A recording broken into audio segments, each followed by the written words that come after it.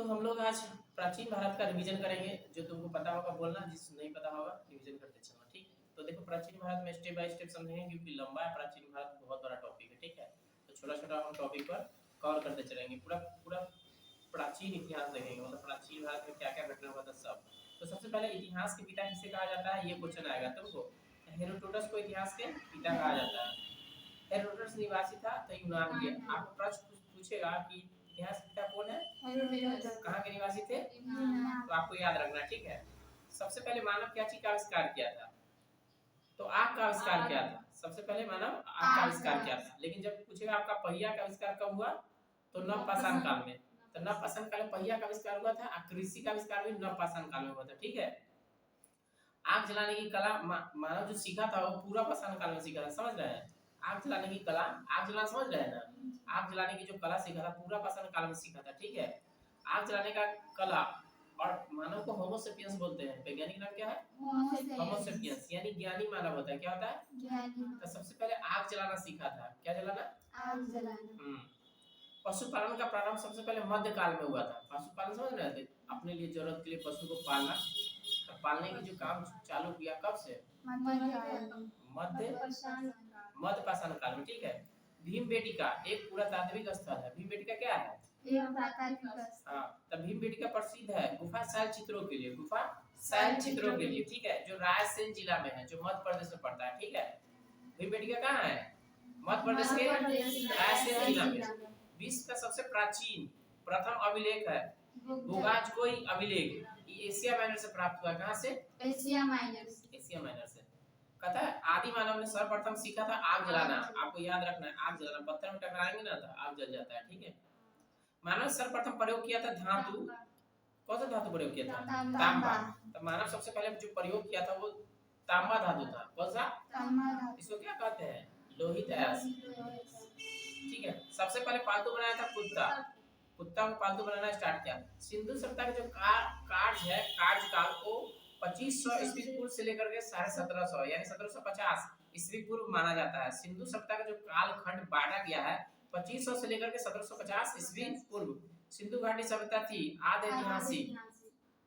सिंधु घाटी सभ्यता प्रसिद्ध है नगर नियोजन के लिए। ये प्रश्न एग्जाम में पूछता है कि सिंधु घाटी सभ्यता कैसी थी, तो नगर नियोजन, यानी नगर का विकास बहुत समय हो चुका था, ठीक है। सिंधु घाटी सभ्यता की लिपि थी भाव चित्रात्मक। ये प्रश्न पूछता है सिंधु घाटी की लिपि की कौन सी भाषा थी, भाव चित्रात्मक। ये उसकी लिपि थी, भाव चित्रात्मक लिपि। सिंधु सभ्यता के लोग ना क्या व्यवसाय करते थे, कृषि, यानी कृषि करते थे, कृषि करते थे। धीरे धीरे पशुपालन करने लगे, ठीक है। सिंधुवासी का मुख्य फसल था जौ और गेहूं, मतलब फसल जो रोपते थे ना, जौ और गेहूं को फसल रोपते थे। कपास की खेती कहाँ प्रारंभ हुआ था, सिंध वासियों ने। कपास की जो भारत में कपास की जो खेती होता है ये प्रारंभ कब हुआ था, सिंध वासी प्रारंभ किए थे, ठीक है, कपास की खेती करना। सिंधु सभ्यता का पूर्व एवं पश्चिमी पूरा स्थल है। पूर्व में है आलमगीरपुर, पूर्व में है आलमगीरपुर, वर्तमान में मेरठ उत्तर प्रदेश में, ठीक है, आलमगीरपुर। और पश्चिम में सुदकोदरा जो बलूचिस्तान में है। कहाँ है, बलूचिस्तान में है सुदकोदरा, ठीक है। सिंधु सभ्यता का उत्तरी एवं दक्षिणी पूरा स्थल, तो उत्तर में है मांडा, मांडा जो अखनूर जम्मू एंड कश्मीर में है। और दक्षिण है दाइमाबाद जो अहमदाबाद महाराष्ट्र में है, ठीक है, दाइमाबाद। आलमगीर स्थित है हिंड नदी के किनारे। आलमगीरपुर कहाँ स्थित है, हिंड नदी के किनारे स्थित है आलमगीरपुर।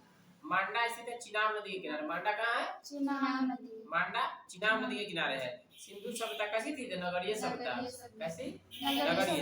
सिंधु सभ्यता का विस्तार कैसा है, त्रिभुजाकार, त्रिभुज के आकार का है। सिंधु सभ्यता कैसा था, त्रिभुजाकार। सिंधु सभ्यता का प्रमुख बंदरगाह लोथल। पूछता है परीक्षा में, याद रखिए, इसको नोट कर लीजिए कि सिंधु सभ्यता का प्रमुख बंदरगाह कौन सा था, लोथल। तो लोथल कौन सा नदी के किनारे, तो भोगवा नदी के किनारे, यानी लोथल जो स्थल है भोगवा नदी के किनारे स्थित है। भारत में हड़प्पा का वृहद स्थल है तो राखीगढ़ है। वृहद मतलब क्या, बड़ा वाला, राखीगढ़। ये है आपका हिसार। हिसार कहाँ पर जाता है, हरियाणा में बनता है, ठीक है। कौन सा नदी के किनारे, घग्गर नदी के किनारे है। तो आपको याद रखना है भारत में हड़प्पा का वृहद स्थल है राखीगढ़। मतलब ये भारत की बात कर रहा है, भारत में, भारत में, भारत में, मतलब भारत में, ठीक है। सबसे बड़ा है राखीगढ़ जो हिसार में है, हिसार जिला है हरियाणा में। और नदी के किनारे, घग्गर नदी के किनारे। सिंधुवासी पूजा करते थे पशुपति की, यानी सिंधुवासी जो लोग थे वो पूजा करते थे पशुपति की, समझ रहे हैं। मतलब आराधना, पूजा करना। पशुपति नहीं समझते हैं? नहीं, पशुपति, अरे पशुपति बसहा को बोलते हैं पशुपति, ठीक है। हड़प्पा सिंधु सभ्यता के बारे में सबसे पहले जानकारी दिया था चार्ल्स मैसन। तब कब दिया था? 1826 में। हड़प्पा स्थित कहाँ है? पाकिस्तान में, पाकिस्तान के पंजाब प्रांत में, ठीक है। मोंटगोमरी जिला है, जिला का नाम है मोंटगोमरी, ठीक है। और हड़प्पा कौन नदी किनारे? रावी नदी के किनारे। सबसे पहले 1921 में इसको पता लगाया था। 1921 में कौन? दयाराम शाह ने हड़प्पा के बारे में सबसे पहले जानकारी कौन दिया था? दयाराम शाह भैया 1921 में।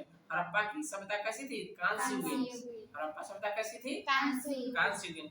हड़प्पाई समाज कैसी थी? मातृसत्तात्मक, मातृसत्तात्मक मतलब हड़प्पा समाज था, वहाँ का जो समाज था मातृसत्तात्मक, प्रधान होता था माता पिता, माता माता स्त्री स्त्री, इसलिए ना मातृसत्तात्मक हुआ।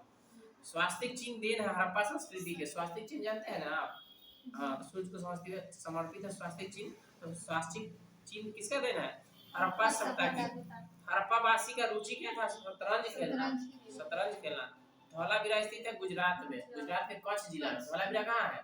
गुजरात के कच्छ जिला में। आपको पूछता है ये वाला कि धौलावीरा कहाँ है? तो गुजरात के कच्छ जिला में। एक मिला 837 कब्रिस्तान। तो एक कहाँ से मिला था? कब? हड़प्पा से।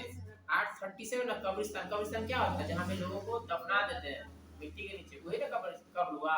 तो 837 कब्रिस्तान कहाँ से मिला है? हड़प्पा से। हड़प्पा के लोग अनभिज्ञ थे, लोहा से अनभिज्ञ थे, यानी लोहा के बारे में उनको ज्ञान नहीं था, लोहा के बारे में उनको परिचय नहीं था। हड़प्पा में मिट्टी के बर्तन का प्रयोग हुआ। कौन रंग के था? लाल रंग के। कौन रंग के? मोहनजोदड़ो में हड़प्पा की पुरातात्विक खुदाई प्रारंभ की थी जॉन मार्शल ने। जॉन मार्शल ने इसको पुरातात्विक खुदाई चालू किए थे। मिस्र के राजा कहलाते थे फराओ। उस समय जो मिस्र के राजा हुआ करते थे उसको बोलते थे फराओ। फराओ कहता चावल का साक्ष्य मिला लोथल से और रंगपुर से। चावल समझते हैं? चावल इसकी खेती करते हैं, तो इसका साक्ष्य मिला लोथल और रंगपुर से। जुते हुए खेतों का साक्ष्य मिला कालीबंगा से। और पिछली बार बीपीएससी क्वेश्चन पूछा हुआ था कि जुते हुए खेतों का साक्ष्य कहाँ से मिला है? कालीबंगा से। तो ये रहा 1 नंबर रिवीजन। फिर हम आगे देखेंगे 2 नंबर रिवीजन और फिर 3 नंबर रिवीजन, ठीक है।